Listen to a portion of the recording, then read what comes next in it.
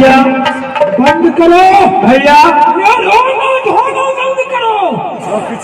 राजा साहब भाई आदेश है कि ये रानी सोना को ले जाना घोर जंगल पार लई विपतिया हो भैया जी।